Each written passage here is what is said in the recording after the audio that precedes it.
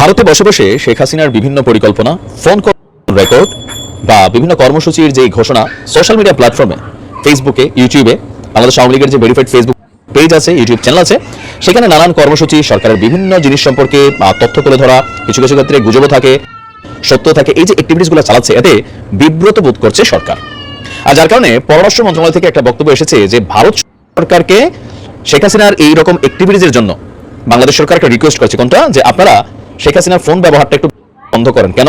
কারণ তিনি অনলাইনে যা যা করছেন বা বিভিন্ন ধরনের অ্যাক্টিভিটিস করছেন, এতে বাংলাদেশের পরিস্থিতি, নিরাপত্তা সিস্টেম সবকিছু মিলে একটা অস্থিতিশীল অবস্থান তৈরি হচ্ছে। ভারতের উচিত শেখ হাসিনার এই বিষয়টাকে কন্ট্রোল করা। তো ধরেন ভারত কন্ট্রোল করতেছে, কথার কথা, শেখ হাসিনা কি চুপ হয়ে যাবেন? আওয়ামী লীগ যা করছে এ নিয়ে 1% অনুশোচনা কিন্তু আওয়ামী লীগের মধ্যে নাই, কারণ তাদের বক্তব্য খুবই ক্লিয়ার যে পরিকল্পিত একটা ষড়যন্ত্রের মাধ্যমে দেশি বিদেশি তাদেরকে উৎখাত করা হয়েছে। বেসিক্যালি তারা জনগণের সেবক এবং জনগণ তাদেরকে চায়। তবে এই কথাটার মধ্যে অনেকটা ফারাক আছে, এটা ছিল না। নির্বাচন সিস্টেমকে ম্যানিপুলেট করা অথবা সর্বশেষ পর্যায়ে এসে গ্রেপ্তার, রাতের আধারে পুলিশের অভিযান, বিজিবির অভিযান, র্যাবের অভিযান, এগুলো তো দিনের আলোর মতন সত্য। তো যাই হোক, তো শেখ হাসিনা ভাবছেন, আওয়ামী লীগ ভাবছেন বাংলাদেশে তারা আসবেন, কারণ এই দেশের মানুষ তাদেরকে চায়। তো কিভাবে আসবেন? বেসিক্যালি বাংলাদেশ আওয়ামী লীগ একটা মহেন্দ্র ক্ষণের অপেক্ষায় আছে, একটা মহেন্দ্র ক্ষণ, কাঙ্ক্ষিত সময়ের। কি সেই সময়? এটা নিয়ে দেশে এবং বিদেশে গবেষণা হচ্ছে।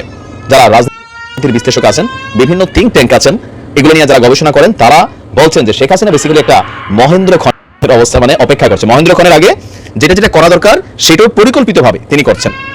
তো পরিকল্পিতভাবে কি করছেন? আলোচনায় থাকার জন্য মাঝে মাঝে ফোন কল রেকর্ড পাঠাচ্ছেন। একদম গ্রামের প্রত্যন্ত অঞ্চলের একজন চেয়ারম্যান, একজন ছাত্রলীগের নেতা, বাস্তব অবস্থায় শেখ হাসিনার সাথে একজন মন্ত্রীও ফোনে কথা বলার সুযোগ পায় না বা এমপিরা পায় না, সেখানে আজকে তিনি নিজে ফোন দিচ্ছেন, যে ফোনগুলো ভাইরাল হচ্ছে। তো বোঝাই যাচ্ছে এগুলা পরিকল্পিত, যে দেশের মধ্যে একটা যে সরকার আছে বা ছাড়া আছে তাদের মধ্যে ভয় তৈরি করা, এটা তিনি সফল হচ্ছেন। সবাই মানে এমনিতে সারাদিন দেখবেন যে প্রত্যেকটা টিম এ বি এর বকে, বি সি এর গালাগালি করে, অথবা তাদের মধ্যে মনক্ষুণ্ণতা হচ্ছে, নানান অ্যাক্টিভিটিস হচ্ছে। কিন্তু যখনই শুনে যে শেখ হাসিনা আসবে, আওয়ামী লীগ প্রোগ্রাম করবে, তখনই সবাই কিন্তু চুম্বকের মতন চুম্বক গতিতে একত্রিত হয়ে যায়। কেন? এটা তারা বোঝে যে শেখ হাসিনা যদি বাংলাদেশে এই মুহূর্তে আসে, আওয়ামী লীগ এখনো শক্তি ওই লেভেলে হারায় নাই। দলীয় নেতাকর্মীরা আত্মগোপনে ঘাপটি মেরে আছে, নেতা নাই, নেতৃত্ব শূন্য দল। এই কারণে কিন্তু শেখ হাসিনা পা দিলে গর্তের মধ্য থেকে পিপিলিকার মতন সব কিন্তু বের হয়ে আসবে। আর ওই পরিস্থিতিতে পুলিশ কাজ করবে না, এটা বাস্তব, চোখের সামনে। সেফ ইস্যুতে তারা মাঠে নামবে না। শক্তির দিক থেকে এই মুহূর্তে বাংলাদেশে কয়েক লক্ষ লোক মারা যাবে, এটা হচ্ছে বাস্তবতা যদি কখনো এরকম হয়। আর সবার আগে কারা বাটে পড়বে? সমন্বয়ক জামাত ইসলাম, বিএনপি একটু কম বাটে পড়বে, এটা ক্যালকুলেশন বোঝা যাচ্ছে। তো এরকম পরিস্থিতিতে তারা কিন্তু সবাই একত্রিত হচ্ছে। তো এইরকম একটা ঝুঁকি শেখ হাসিনা এই মুহূর্তে নিবে না। বিশ্লেষকদের বক্তব্য যে এই মুহূর্তে এরকম ঝুঁকি নিবে না। তো কখন ঝুঁকি নিবে? ওই মহেন্দ্রক্ষণ। কখন সে মহেন্দ্রক্ষণ?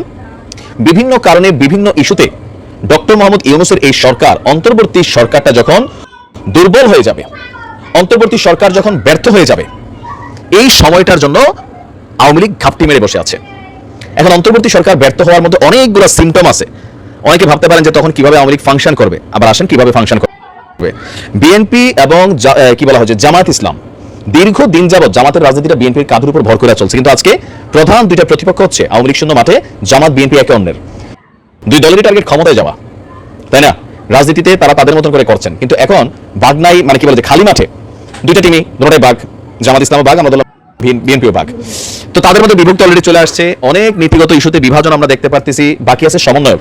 তো সমন্বয়করা কোনো পলিটিক্যাল ফোর্স না, তারা স্টুডেন্ট, বিভিন্ন মতের, বিভিন্ন শ্রেণীর পেশার মানুষ, তাদের সাথে কানেক্টেড। তো তাদের মধ্যে বিভাজন হয়েছে, নানান দিকে তারা ভেঙে গেছে। আহত ছাত্ররা মানে নানান ধরনের অ্যাক্টিভিটিস, উপদেষ্টা নিতে হবে। আপনারা জানেন যে কাফনের কাপড় পরে নাকি আমার পরিকল্পনা করতেছে, আহত স্টুডেন্টের মধ্যে থেকে একজনকে উপদেষ্টা বানাইতে হবে। আরো বিভিন্ন জায়গায় উত্তরবঙ্গ থেকে আওয়াজ উঠছে, আমাদের এখান থেকে নাইল উত্তরবঙ্গ ব্লকেড হয়ে যাবে। এই যে অ্যাক্টিভিটিসগুলো তাদের শক্তির বিভাজনের দৃশ্যপট। আমজনতা, দ্রব্যমূল্যের ঊর্ধ্বগতি জনগণের ধৈর্যকে নষ্ট করছে।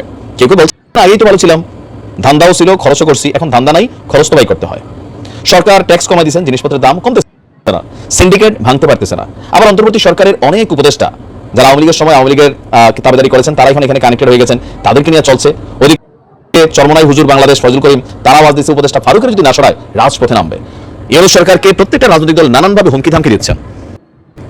ইউনূস সরকারও নিজে বলে ফেলছেন যে অন্তর্বর্তী সরকারের মেয়াদ যত কম হয় ততই মনে হয় ভালো। এটা হচ্ছে ফ্রাস্ট্রেশনের একটা বহিঃপ্রকাশ। প্রথম দিকে কিন্তু এমন ছিলেন না। তিনি বলতেন যে জনগণের নির্বাচনের জন্য 3 তারিখ ঠিক করবে, সংস্কারটা বিশাল প্রক্রিয়া। তো সংস্কার দৃশ্যমান কোনটা হচ্ছে? কিছুই হচ্ছে না। প্রশাসনে বিভিন্ন জায়গায় কাজ হচ্ছে না। আসিফ নজরুল ইসলাম বলছেন আরো অনেক সময় লাগবে। রাজনৈতিক দলগুলো সময় দিতে চাচ্ছে না। জনগণ আইন শৃঙ্খলা বাহিনীর চরম অবনতি হয়েছে, আইন শৃঙ্খলা পরিস্থিতির বিভিন্ন জায়গায় লুটপাট চলছে, বিএনপির একাংশের নেতাকর্মীরা এগুলা করছে, নিজেরাও লাগালাগি করতেছে, আবার আওয়ামী লীগও বিভিন্ন জায়গায় পরিস্থিতিকে আপনার কন্ট্রোল নিয়ে নিচ্ছে।